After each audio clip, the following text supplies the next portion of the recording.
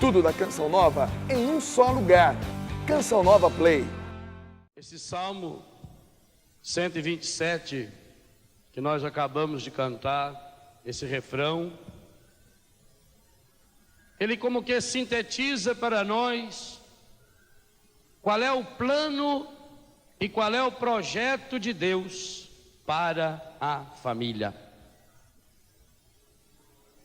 Se nós olharmos o contexto desse salmo e do salmo precedente, o Salmo 126, que é aquele que começa dizendo: se o Senhor não edificar a casa, em vão trabalham aqueles que a constroem. Nós temos nesses dois salmos uma síntese, um resumo do plano de Deus para a família. Se nós olharmos esse salmo que acabamos de cantar o refrão, a dinâmica desse salmo, a harmonia da vida familiar, tua esposa qual vinha fecunda ao redor da tua mesa, teus filhos rebentos de oliveira. E olharmos esse salmo de modo especial hoje, iluminado pelo capítulo 3 do Eclesiástico. Na festa da Sagrada Família, nós podemos tirar uma conclusão belíssima e maravilhosa. A família é o lugar escolhido por Deus para ser um privilegiado lugar da bênção de Deus. E essa bênção é para atingir o ser humano em todo o sentido. A família, segundo a Bíblia, não é só um dado sociológico do ser humano que precisa conviver um com o outro. Não é só no sentido econômico de proteção, embora também envolva isso. Mas a família é o lugar aonde o ser humano aprende a crescer na sua integridade de pessoa humana. Retoma aquilo que falávamos hoje à tarde e que foi o versículo final desse evangelho. Jesus, sendo submisso, obediente ao pai e à mãe, ele crescia em idade, sabedoria e graça. O que significa essas três palavras? Crescia em idade, físico. Todo o crescimento e toda a bênção física que nós precisamos, de alimentação, de proteção, de saúde, toda a questão econômica. Mas Jesus não crescia só em estatura, em idade, crescia também em sabedoria. E o que significa sabedoria? Não tem nada a ver com inteligência. Sabedoria não tem nada a ver com saber, senão bastaria você comprar a Barça e pôr embaixo do braço. Ou hoje com o computador, 90% de todos os cientistas que a história humana já conheceu são vivos. 90%. Os grandes inventos da humanidade, começando do carro, da televisão e etc., foram inventados neste século que termina hoje. Sabedoria tem a ver com sabor, com tempero, com sentir o gosto. Sabedoria, portanto, é aquilo que envolve a nossa afetividade. E aí entra também a nossa inteligência, a vontade. É aonde o ser humano torna-se de fato humano. O ser humano aprende a ser humano dentro da família. Jesus crescia em idade, em sabedoria e graça. A nossa dimensão espiritual. Graça aqui com G maiúsculo. Graça significa o alimento do espírito.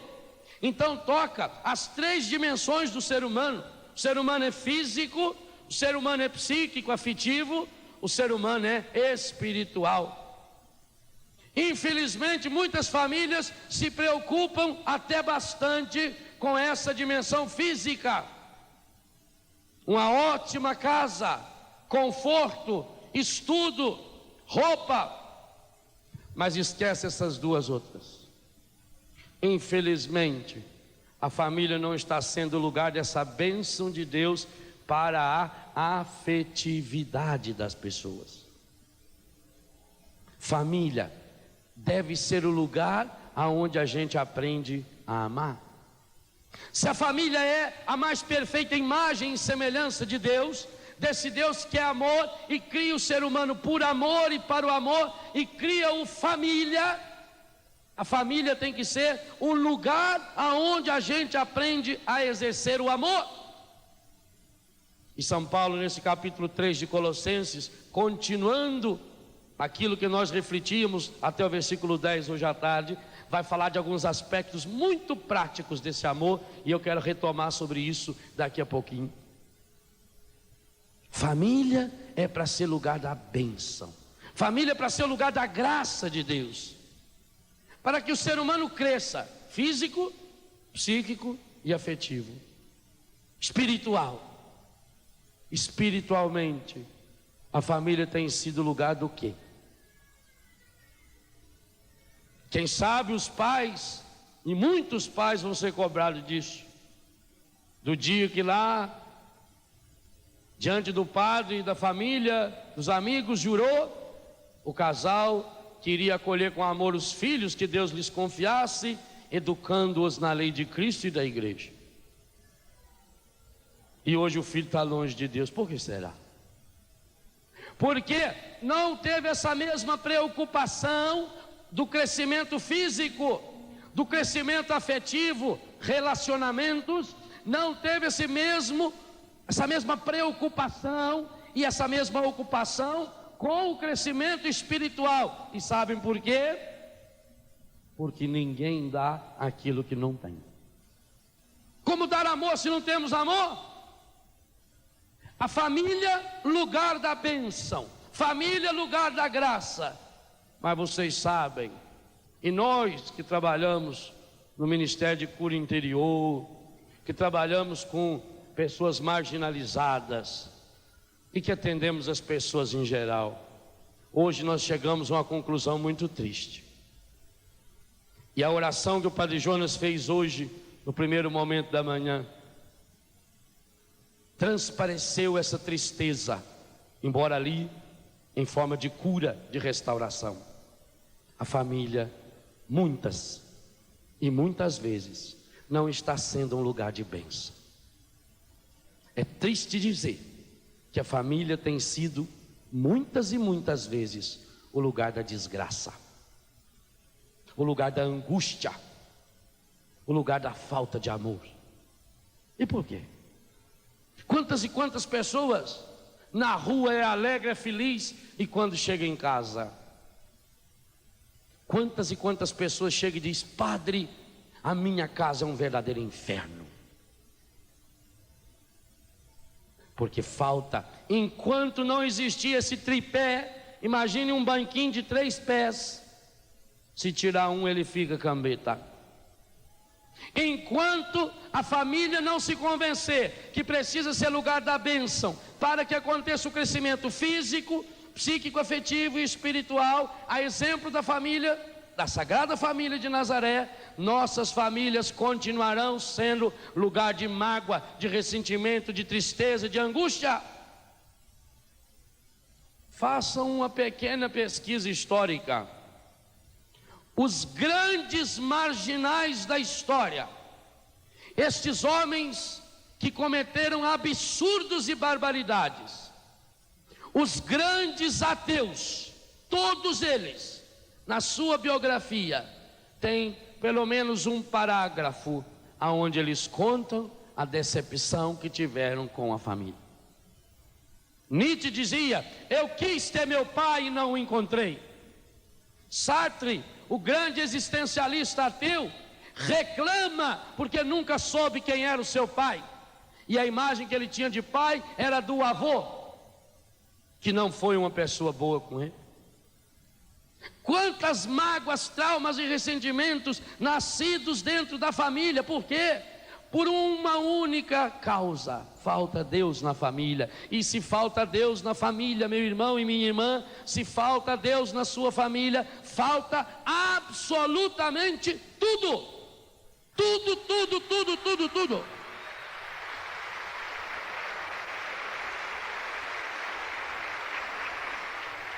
Observe os grandes ídolos do mundo moderno, cantores, artistas famosos. De vez em quando eles deixam vir à tona a maior de suas carências. E quais são? A família. A falta desse amor. Por quê? Porque a família não está sendo lugar de bênção.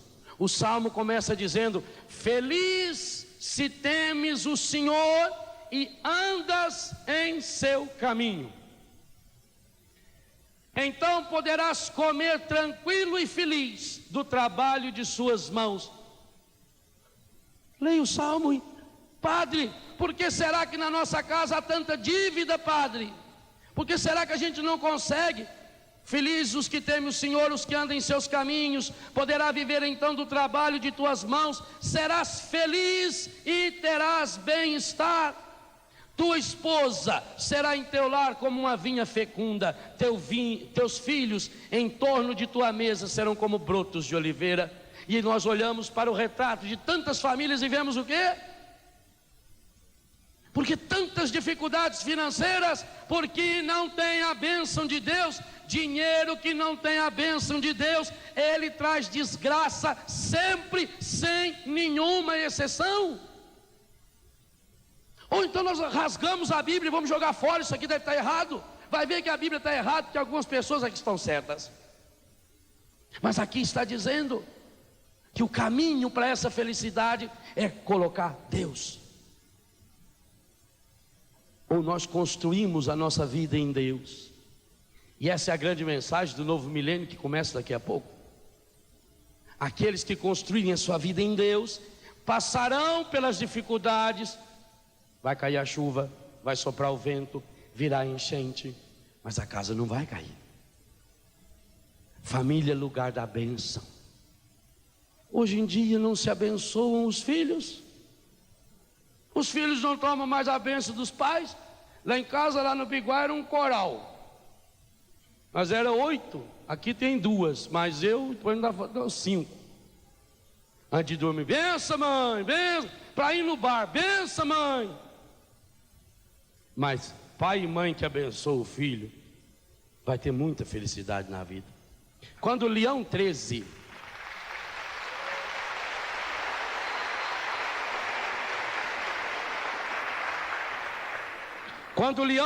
ficou papa, a mãe dele era viva. Isso fazem 100 e tantos anos. Imagina naquela época para chegar perto do papa. Há 40 anos atrás, para chegar perto de um bispo já era muito difícil. O papa vivia sentado num trono, ninguém podia se aproximar dele, porque é todo um contexto histórico. Depois que ele ficou papa, passado aí uns 3 ou 4 meses, a sua mãe recebeu autorização de visitá-lo. O papa sentado na sua cadeira no trono, era assim que ele recebia, com alguns cardeais. Abriu-se a porta, a mãe dele muito humilde, muito simples, muito envergonhada.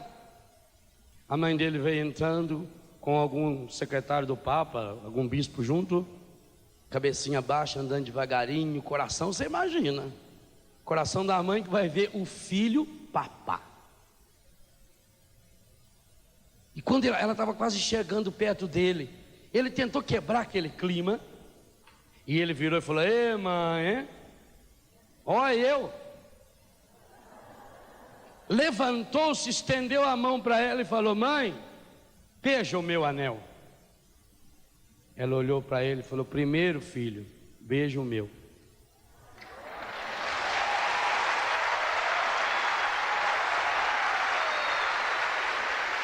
Porque se eu não fosse fiel a essa aliança, a esse anel que um dia eu e seu pai colocamos nas mãos, hoje você não teria esse anel na sua mão. É triste É triste quando a gente vê pela televisão ou quando nos procura e mostra aquelas rebeliões nas cadeias, e ao invés de um anel de padre, de papa, de um honrado pai de família, vê um anel no pulso do filho, uma algema. Talvez naquela hora pense: por que eu não disse Deus te abençoe, meu filho? Deus abençoe você, meu filho. É possível viver a família como lugar da bênção. A família de Nazaré é um modelo, e São Paulo, nessa segunda leitura de hoje, esse capítulo 3 fabuloso aos Colossenses, ele nos dá alguma pista. Aqui nós poderíamos dizer que esse versículo de 12 até o 21, é 12 ao contrário, é fácil de gravar. E 2 e 1 é 3, então é 3 de 12 a 21, soma dá tudo 3. E como o Pai, o Filho e o Espírito Santo, a Sagrada Família, Maria, José e Jesus, é fácil de gravar. Você é igual louco fazendo conta. O cara no hospício foi fazer o teste para ver se os dois já podiam ter alta. Aí chegou o primeiro e falou: quanto que é 2 mais 2? Falou: 78. Eu falei: isso está ruim. Vem o segundo: quanto que é 2 mais 2? Ele falou: quarta-feira. Está pior. Vem o terceiro: quanto que é 2 mais 2? 4. Ah, muito bem. Como é que você chegou a essa conclusão? Falou: uai, 78 menos quarta-feira dá 4. Aqui também, para você gravar o capítulo 3, versículo 12 ao 21, está quase igual. Você tira 78 de quarta-feira, sobra 4. Esse trecho, ele nos mostra de modo muito concreto como São Paulo. Eu adoro São Paulo, é por isso. São Paulo é pé no chão. São Paulo não tem aquela espiritualidade aérea de gente que vai para os ares, não. São Paulo tem uma espiritualidade pé no chão. São Paulo é aquele que diz: eu tenho que rezar e rezar muito, porque em mim tem um espinho na minha carne. E eu quero fazer o bem, eu não faço, eu luto, eu queria ir de um jeito, daqui a pouco eu já caí. Capítulo 7 de Romanos, é fabuloso. Então ele é pé no chão. E aqui ele está dizendo algumas coisas absolutamente fundamentais para nós transformarmos nossas famílias como lugar da bênção e da graça de Deus. E a primeira coisa é essa certeza: portanto, versículo 12, como eleitos de Deus, santos, queridos, eleitos de Deus, escolhidos de Deus. E isso significa para o seu filho, a sua filha, minha irmã, meu irmão, você que tem a vocação e que já é pai e mãe, o filho e a filha não é seu. O filho e a filha é um dom e um presente de Deus. Por isso que a igreja nunca vai permitir, nunca, a manipulação genética, o bebê de pruveta, nunca. Porque filho e filha não é um direito do pai e da mãe. Ah, eu quero ter filho. Filho e filha é graça de Deus. Quem faz é Deus. Por isso que quando a mulher está grávida, fala que ela está esperando o neném. É só esperar, quem faz é Deus. O autor é Deus. Eleitos de Deus. Oh, eleição, hein? Vocês vejam os Estados Unidos para eleger o presidente, o trabalhão que tiveram. Eu mandei uma cópia da tenda para eles, com o Dr. Prudêncio ensinando a votação eletrônica, para ver se eles melhoram o nível deles lá. O Brasil viveu agora as eleições para prefeitos que começam amanhã. E o prefeito está feliz, fazendo festa, porque ganhou com 1000 votos, com 200 votos, com 300 votos. com 500 votos, com 10 milhões de votos, sei quando? Você, quando o seu pai jogou o espermatozoide dentro da sua mãe, mais ou menos o dobro do que o Lalau roubou. Lalau roubou 169 milhões. R$1 de cada brasileiro, segundo o censo. O censo diz que o Brasil tem 169 milhões e mais uns quebrados. Lalau roubou um de cada. 169. Pois a sua eleição foi o dobro da do Lalau.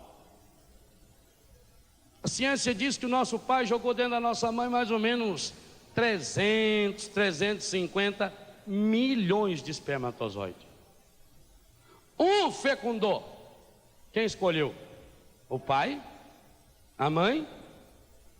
Como uma aluna minha que uma vez chorando na segunda-feira na minha sala, não conseguia fazer a prova. Está chorando, filho?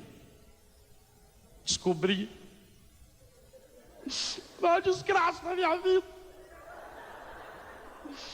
Meu pai e minha mãe não desejou eu. Falei, não. Falei, nem eu. E nem vocês que riram de mim agora. Ninguém aqui foi desejado pelo pai ou pela mãe. Pode ser até que o pai e a mãe desejou ter um filho, mas não você e eu. Eles não sabiam. Quem escolheu? No meio de 300 milhões ele escolheu um. Oh, eleição fabulosa! Eleitos de Deus, escolhido por Deus. Você é único.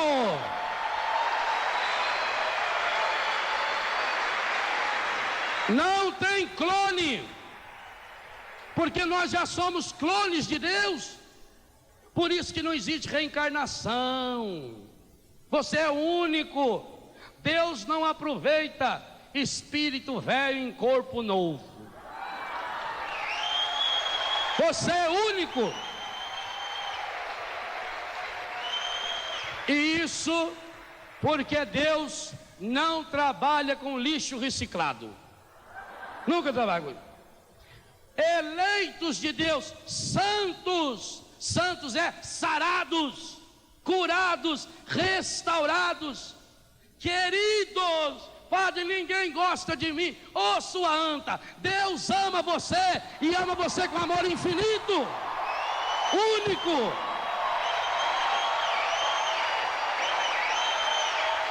Ah, padre, mas será que Deus me ama e eu? Olha para sua unha. Você está olhando para sua unha? Você está olhando para uma das coisas mais fabulosas que existe no universo. Não existe nenhum computador no mundo, nenhum avião no mundo que seja mais fabuloso que a sua unha. Cresce sozinha. Só cresce para frente. Até depois de morto ainda cresce. Por que ela não cresce para trás? Eu fico olhando para a minha unha, é linda por sinal, eu fico impressionado. Deus manifesta o seu amor em detalhes, na unha, no fio de cabelo. Jesus diz, o cabelo da sua cabeça está contado. Você é careca, você é mais amado por Deus ainda. Por quê? Deus tem que contar você todo dia, todo dia, todo dia, todo dia.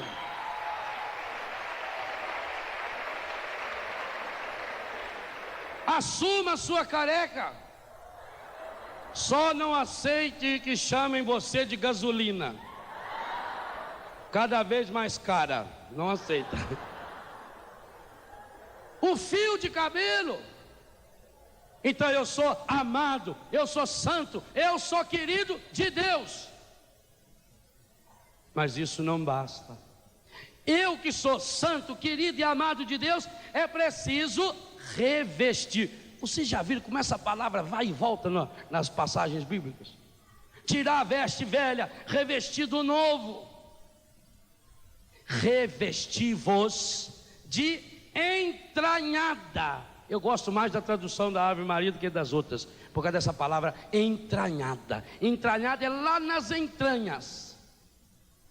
Entranhada, lá no profundo do seu ser. Veja, eleitos de Deus, santos e queridos, revestivos de entranhada, lá nas entranhas, entranhada em todo o meu corpo, entranhada misericórdia.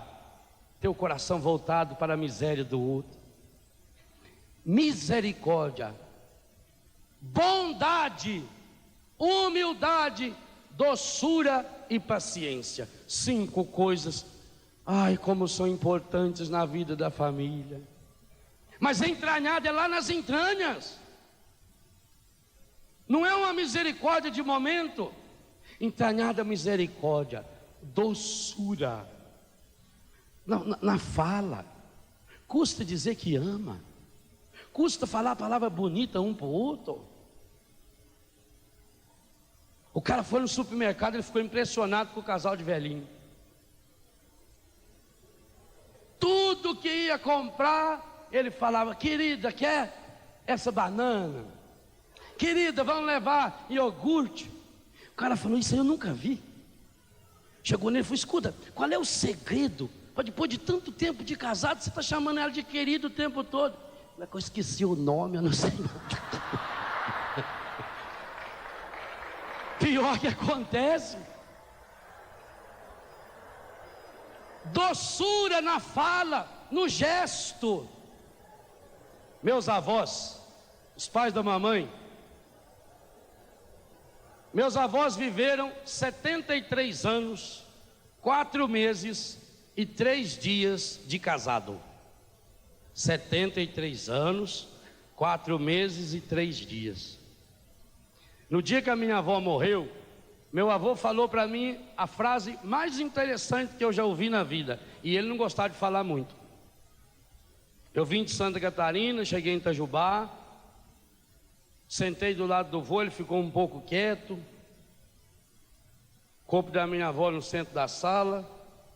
Ele bateu com a mão direita na minha perna esquerda, e com a mão esquerda ele mostrou o corpo da minha avó e falou assim para mim: meu filho, é o primeiro desgosto que a biloca me dá. Que coisa fabulosa! O primeiro desgosto depois de 73 anos, 4 meses e 3 dias de casado, foi ter morrido. Mas sabe por quê? Porque tinha doçura. Passar a mão na mão um do outro. A gente acordava de noite, um estava alisando a mão do outro. Pensa que a gente podia chegar e entrar e ir lá no quarto ver a avó? Pagar ingresso primeiro?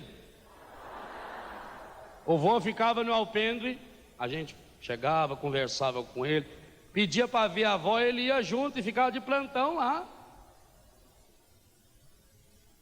73 anos, 4 meses e 3 dias. É possível ser feliz se você vive essa entranhada misericórdia. Pequenos detalhes que fazem um grande amor, gente. Um grande amor não é feito de grandes coisas, não. Grandes coisas qualquer pessoa faz, tanto para o bem como para o mal, se ela estiver no desespero. Agora, fazer cada dia pequenas coisas de modo extraordinariamente maravilhoso, só quem tem o Espírito Santo de Deus, senão não consegue. E aí está a santidade. Esse é o segredo. Entranhada misericórdia, doçura. Doçura no falar, no toque, doçura no olhar. Humildade. Marido não tem que ser mais que a mulher não tem que ser mais que o marido. São diferentes na função, mas iguaizinhos em dignidade. Humildade é fazer o outro sentir-se mais importante. E isso é amar. Amor que não tem humildade não é amor. Humildade, doçura, bondade, paciência. Nós queremos as coisas prontas, porque nós apertamos um botão e tudo se resolve. É o controle remoto. E na vida não tem controle remoto. É paciência, é ser humano. Ser humano é fraco, é limitado. Custa crescer e cresce com o tempo. Agora, se eu quero resolver as coisas no tranco, na brutalidade, às vezes a pessoa se decepciona. A moça se casou com um rapaz, aquele tempo mais antigo, não tinha carro, ia numa carroça cheia, levando o enxoval dela, ia morar na outra cidadezinha. Aí casaram, outro dia cedo está indo o casalzinho embora para a casa deles agora. Ela sentada do lado do marido na carroça, está andando um pouco, a mula empacou. Mula quando empaca, meu filho, o marido fala, pegou o chicote, começou a dar na mula, a mula foi. Anda mais um pouco, a mula empacou, ele falou, 2. Pegou o chicote,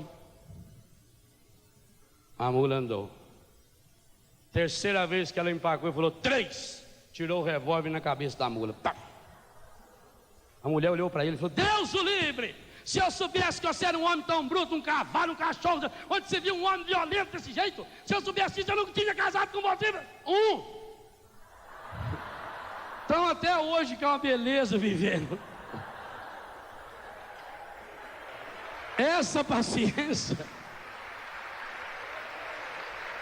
Isso não é igualdade. Tá certo que ajuda, né? Não vai chegar em casa, a mulher vai levar Pelo amor de Deus. Bondade, doçura, paciência.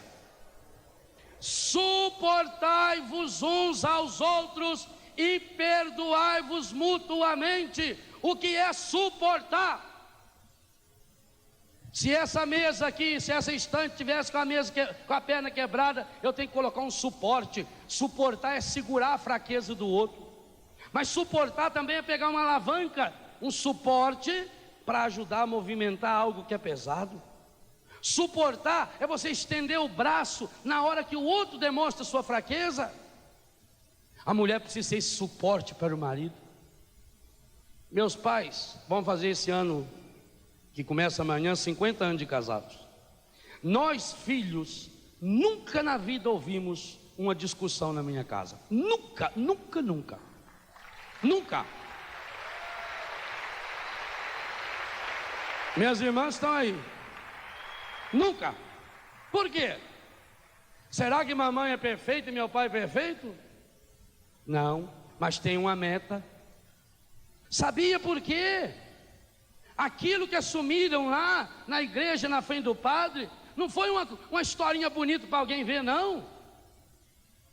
Vem os filhos, é a capacidade de se sacrificar, de sofrer muitas vezes calado ou calada por causa do filho. É na hora que o outro eleva a voz, eu abaixo a minha.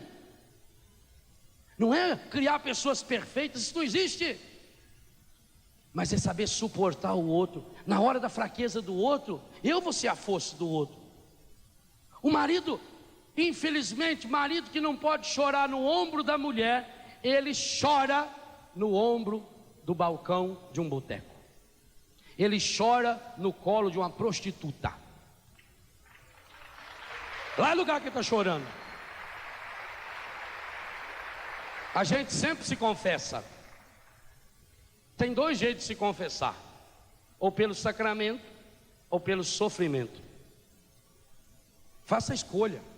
A diferença é que quando a gente se confessa com o sacramento, Deus absolve o pecado. Absolver, acabar. Quando a gente confessa com o sofrimento, a gente absorve. E não é do idioma mineiro, não, é absorver mesmo. A gente absorve o pecado. Essa é a diferença. Perceberam? Absolver e absorver só muda uma palavrinha, uma letra. E é isso que acontece. Então o marido, ele tem que ser o suporte da esposa. Ele tem que ser o ombro para ela chorar no momento da fraqueza. Não precisa falar nada. Tem hora que é chegar e só dar um abraço. Quantos e quantos casais precisam descobrir que o mais importante não é uma relação sexual, como o mundo mostra que precisa ter, não. que muito mais importante, que muito mais prazeroso, que muito mais santo, muitas e muitas vezes, vai ser uma leve passada de mão no cabelo, um aperto de mão, um beijo na testa, que isso fala muito, muito, muito mais. Isso é suportar. Mais do que suportar, São Paulo diz que é preciso perdoar mutuamente. Eu amava muito a pessoa até que ela fez aquilo comigo, aí acabou. Então nunca amou. A palavra perdoar já tem dentro dela a palavra amar, porque amar é doar, doar é dar-se. Então sinônimo de amar é doar. Perdoar, peramar. Per é perímetro, é um prefixo que significa por completo, completamente, inteiro, ao redor, o perímetro urbano. Percurso, perfazer, perfeito. Perdoar é amar por inteiro, é dar-se de novo como Deus se dá a nós. É saber que nós não somos perfeitos. Perdoar é dar-se de novo. Quantas vezes perdoar, Senhor? 7 vezes? Pedro já perguntou exagerando, para ver que, se Jesus disse, Pedro, também nem tanto, 7 vezes. E Jesus olhou e falou, 7? 70 vezes 7. Isso é perdoar, é dar-se de novo. Sabe, o grande segredo para perdoar é começar cada dia como um novo dia que é não levar dia velho para o dia novo. Deus não leva. Quando chega o final do dia, Deus pega o rascunho do dia e joga tudo fora. E chega no outro dia, Deus acredita muito em nós. O Pai, o Filho e o Espírito Santo falou, hoje vai dar certo, quer ver? Aí eles preparam aquele dia maravilhoso e dá para você. E você vive aquele dia como se fosse o ontem, como se fosse o anteontem. Perdoar é dar-se. Perdoar é amar de novo, é amar por completo. Perdoar é curar o outro. Gente, uma das grandes missões do matrimônio cristão é curar o outro.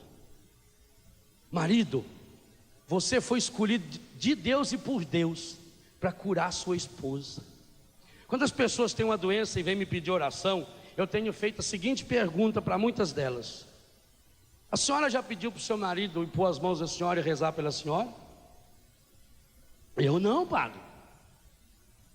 E quando é o marido, o senhor por acaso já pediu para a sua mulher pôr a mão sobre o senhor e rezar pelo senhor? Não, padre. Mas meu Deus, dorme junto, tem filho junto, fica pelado um na frente do outro. E ficar pelado significa essa intimidade, não ficar pelado que nem o povo fica hoje. Essa intimidade, dorme junto. Aliás, dormir junto com uma pessoa é muito mais íntimo do que ficar pelado. Porque dormir junto, a pessoa pode matar a gente de noite. Rapaz, se safocar-se ali na hora que você está dormindo, não pode? Não tem jeito de esconder nada dormindo. Ela fica olhando, olha a birruga ali, olha, nunca tinha visto. E aí quando tem uma doença, padre, põe a mão em mim aqui, padre. Marido, a sua mão tem dom de cura para a sua mulher. Mulher, a sua mão tem dom de cura para o seu esposo. Pai e mãe, vocês têm dom de cura para seus filhos. Filhos, vocês têm dom de cura para seus pais. Eu vou dar um testemunho aqui. Eu tinha uma doença no meu olho que qualquer um sabe que não tem cura. Chama-se herpes. E eu sofria muito com herpes. Muito, muito. Porque eu viajo muito.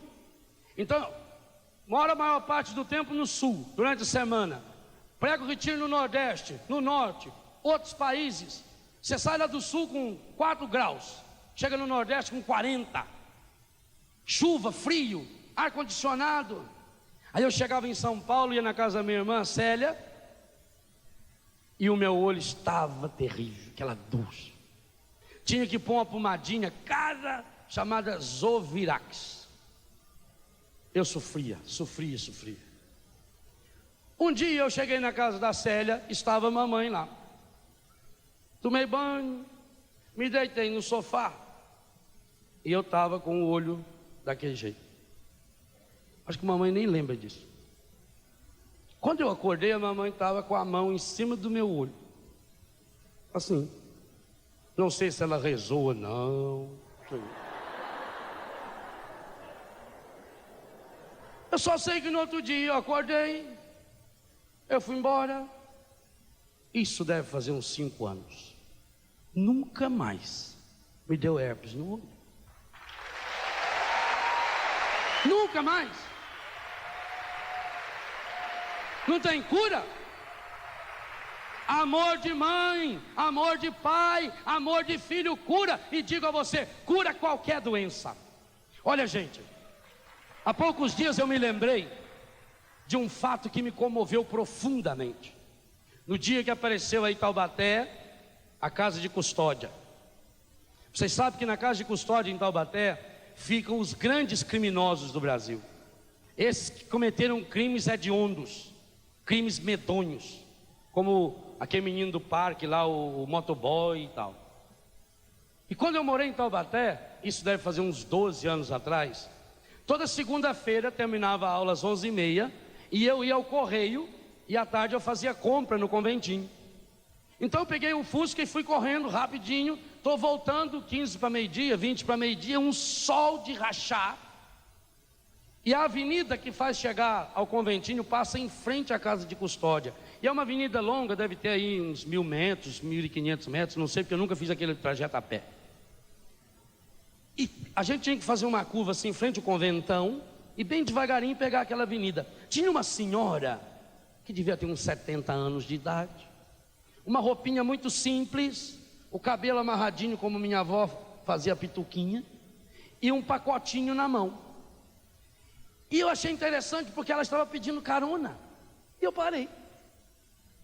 Vó, vai para onde? Porque eu achei que ela fosse para Tremembé ou para Pinda, que é caminho. Eu vou até ali na frente só, vó. Ela falou, eu também. Eu vou ali na casa de custódia. Ah, vai visitar alguém, vó? Ela falou, é meu menino. Filho dela. Menino, devia de ter aí uns 30, 40, 50 anos, porque menos de 18 anos não vai preso. Ela disse para mim, nós morávamos lá em Araraquara. Aí ele fez umas bobagens lá. Essas bobagens deviam de ser coisa muito terrível, porque ali só vai preso os terríveis. E como ele não consegue comer a comida da cadeia, eu me mudei aqui perto do Mercadão para fazer a comida para ele. Eu deixei aquela velhinha ali e fui embora chorando para casa. Isso é amor. Se uma mãe é capaz de vender a sua casinha e vir só para fazer comida para um menino que deve ter 30, 40 anos, que foi um marginal, que deve ter cometido um crime hediondo, quanto mais Deus nos ama. Você já pensou? Isso é mãe, isso é ser pai, isso é amar. Aí é lugar da bênção.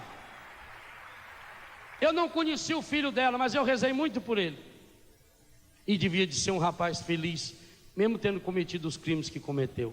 Talvez hoje ele já seja convertido ou morto, porque é impossível alguém ser amado daquele jeito, a esse ponto, e não experimentar amor. É como alguém ir para a praia no dia de um sol de rachar e não se queimar. É impossível. É impossível ser amado e não amar. Ame, mesmo que demore para vir resultado. Ame, pai, ame o seu filho. Mãe, ame, abençoe o seu filho, mesmo se ele faça coisas erradas, mesmo que ele se perca nas drogas, na prostituição, seja lá onde for. Ame, ame, ame, e tenha coragem de dizer, eu amo você. Tenha coragem de fazer morrer, que nem o pai do filho pródigo. Isso é pai. O menino estava lá ensaiando um discurso. Meu pai, pequei contra o céu e contra ti. Já não mereço ser chamado de seu filho. Trata bem como se eu fosse um dos seus empregados. Meu pai, pequei contra o céu. E o pai todo dia ia lá na janela da frente, no alpendre, e ficava olhando. Leia o livro de Tobias.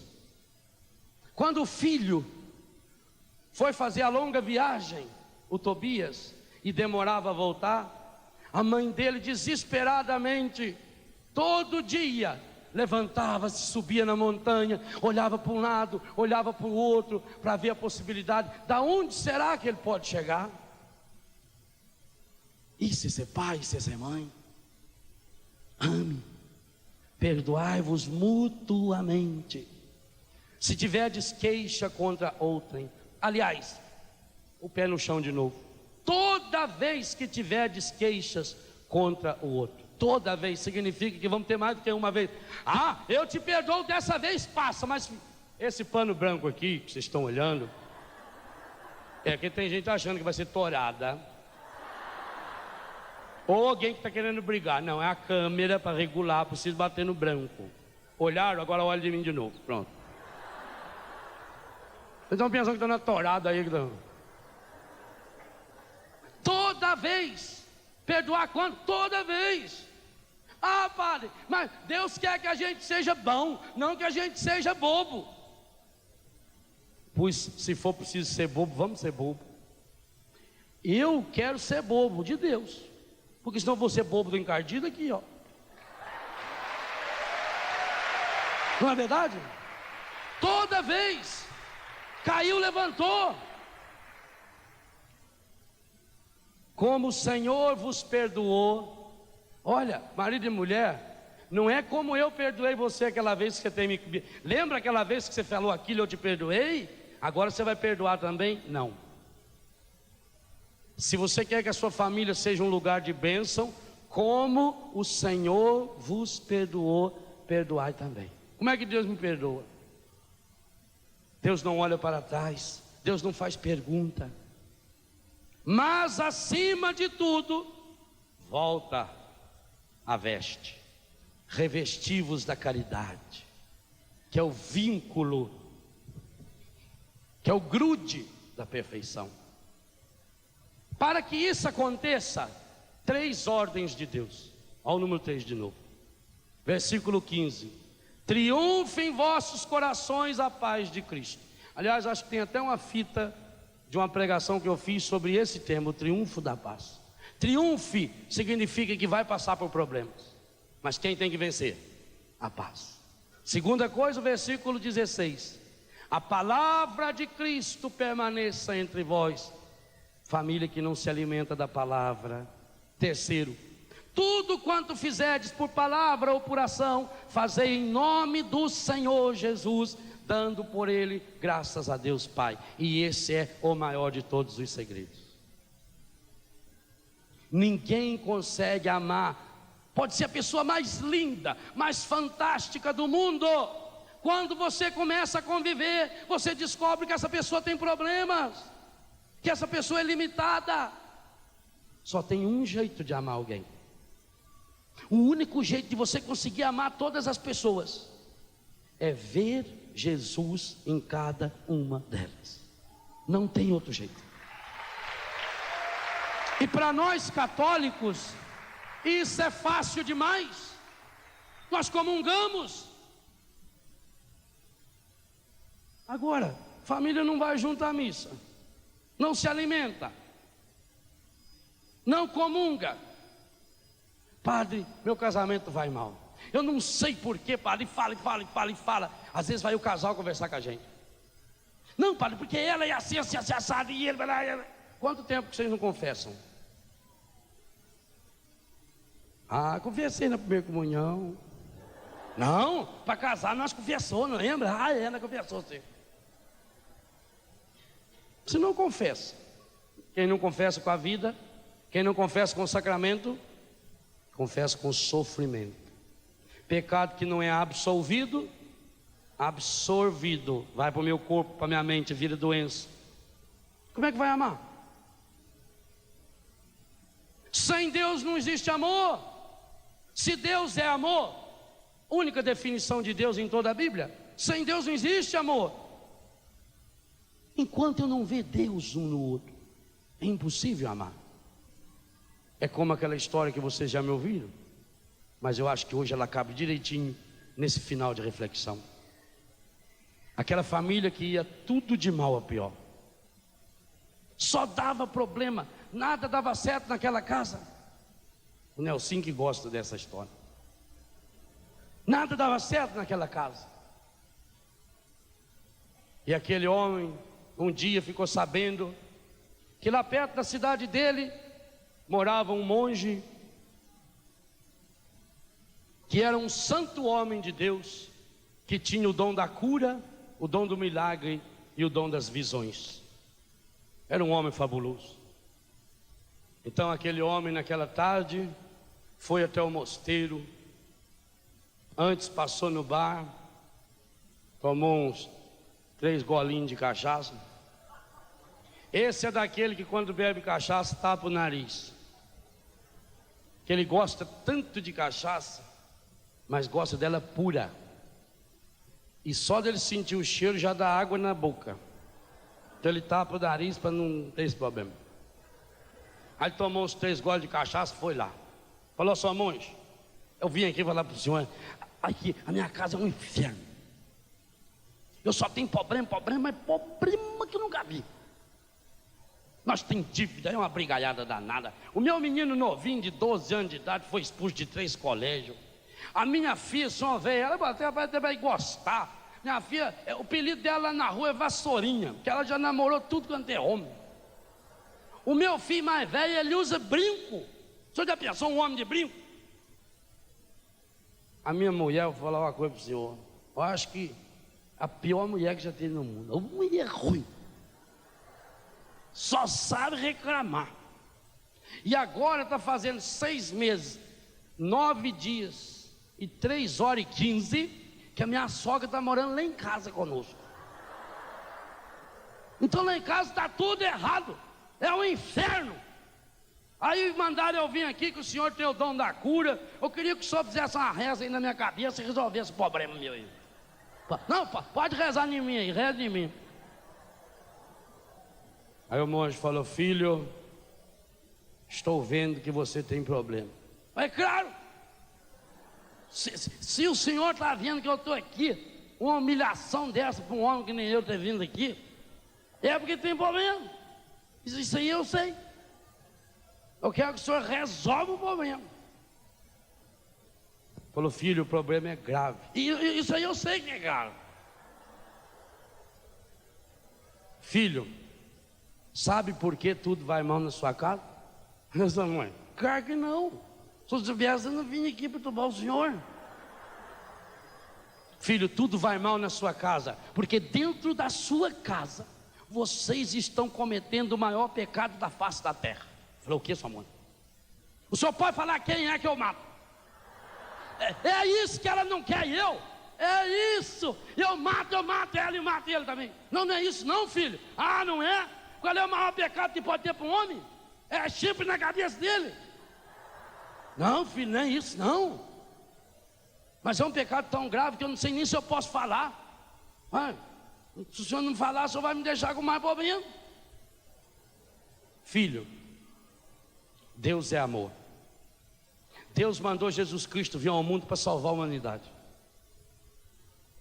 Isso aí eu fiquei sabendo. Mas mataram Jesus. Eu vi a minissérie. Acontece que Deus continuou amando a humanidade e mandou Jesus de volta à terra. Isso aí eu não estou sabendo não, hein? Mandou de volta à terra. E ele não pôde vir com aquele rosto que ele veio, senão eles iam fazer um especial, você decide, e matava ele ao vivo. Ele veio disfarçado. É por isso que eu não sei, está disfarçado.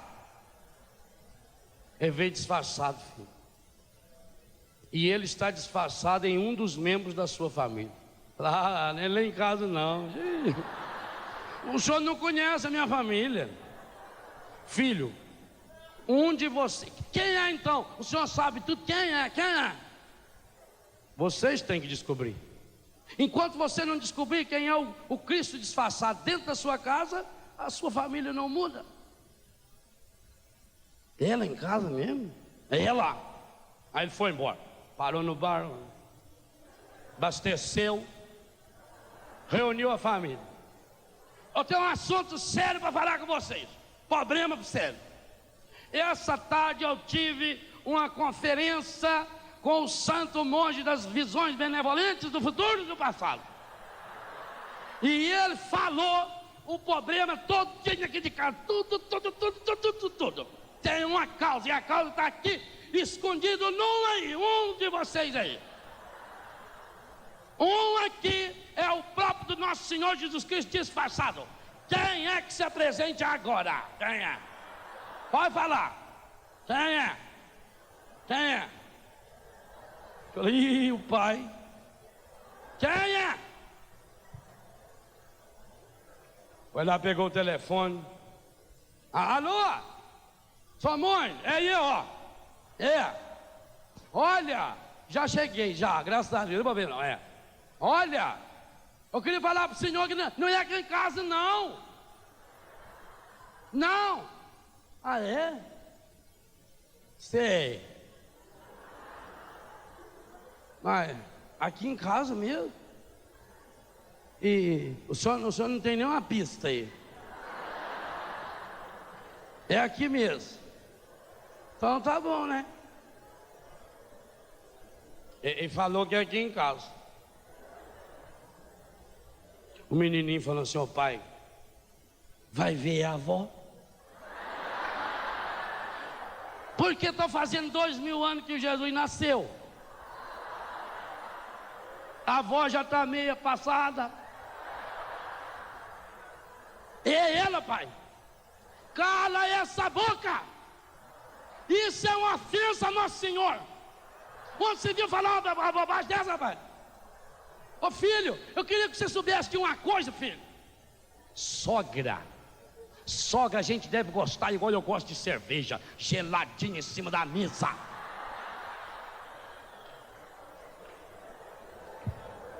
Então vai ver é o pai. Aí foi a vez da sogra. Deve ser. O jumento seu Cristo. O jumento levou o Cristo lá para o Egito. E também quando o Cristo entrou em Jerusalém. Mas o jumento esse não pode ser o Cristo. Eu não sei, desde que eu vi esse homem eu já não gostei dele. Eu sempre fui contra o seu casamento com a minha filha. O que você falou? Que eu fui contra o seu casamento. Muito obrigado. Estou devendo essa obrigação para a senhora. Então vai ver, é a mãe. Deve ser, né? Inclusive, a Bíblia deve falar da invenção do guindaste. Porque uma cruz para aguentar sua mãe, só se fosse dessa estrutura aí de ferro armado, rapaz. Sua mãe tem mais de 300 quilos. Sua mãe só sabe fazer comer e reclamar. Meu filho, Jesus curava tudo quanto é doença. A sua mãe, ela tem todas as doenças. Então vai ver é o menino mais velho. Ah, é? Cristo usava brinco. Cristo tinha tatuagem. Esse assunto aqui está me incomodando. Então vai ver que é a menina. Ah, deve ser. Ah, na roupa.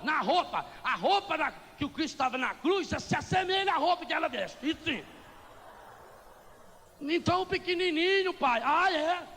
Jesus com 12 anos de idade, ele era tão inteligente que quando a mãe dele e o pai dele esqueceram de ir lá em Jerusalém, e ele ficou discutindo com os doutores. Essa pequena anta já foi expulsa de 3 colégios, rapaz, e não é aqui não. Vamos encerrar esse assunto, não é aqui. Foi dormir, no outro dia foi lá e falou, só monge, aí não bebeu mais. Eu vim aqui falar para o senhor olha direito na Bíblia aí, porque eu acho que o endereço está errado. Vê se ela é em casa mesmo. Vai ver que é nome de rua, né? Tem esse problema que às vezes confunde carteiro, é lá sim, filho. Saiu do serviço, nem não parou no boteco, foi embora. O monge falou que é aqui em casa mesmo. O menino falou, pai, sabe o que eu estava pensando? E se for a avó, pai? Falou, filho do céu. E eu também pensei nessa possibilidade remota. Tomara a Deus que não seja. Porque se for ela, filho, eu tenho tanta raiva dessa velha. Nossa Senhora. Eu fico imaginando se eu chegar lá na porta, foi ela, viu, eu vou sair disparado. Mas pode ser ela. Eu falei, né? Vamos tratar melhor a avó. No outro dia ele levantou cedo, pegou a bandeja, fez uma xícara de café com leite, bateu na porta, né? Quem é? Aí eu, entra, vó. Ele entrou. Bom dia, minha sogra. Bom dia. Eu vim trazer um gole de café com leite para o senhor. Para mim? Bebe um gole primeiro.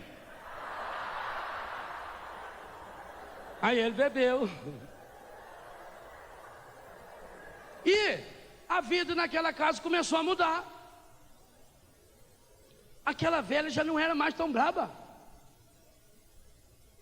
Mas podia ser o pai. Nós estamos tratando mal o pai, hein? Quanto tempo que eu não dou um abraço no pai, na mãe? Podia ser a mãe. Como a gente está se tratando mal aqui em casa. Começar a tratar um ao outro como se fosse o próprio Cristo. A vida naquela casa foi mudando. A vida naquela família foi se transformando. Tanto que uns 8 meses depois, aquele monge ficou completamente emocionado quando viu na terceira fileira do lado esquerdo da sua igreja, na missa das 10 horas da manhã, o pai, a mãe, os 3 filhos e a avó participando da missa. Ele ficou tão feliz, mas tão feliz, que quando terminou a missa, ele chamou a família na sacristia, abraçou cada um e disse para eles: vocês descobriram um segredo. No momento em que vocês tentaram descobrir quem podia ser o Cristo, vocês chegaram a receber a maior graça que um ser humano pode receber nesse mundo. Ao tentar ver quem era o Cristo, vocês passaram a ver cada um com os olhos do próprio Cristo. Esse é o segredo. Que o Senhor nos dê essa graça.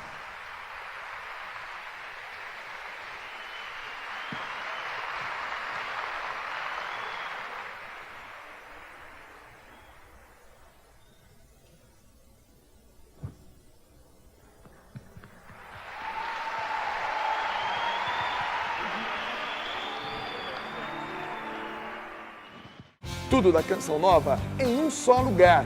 Canção Nova Play.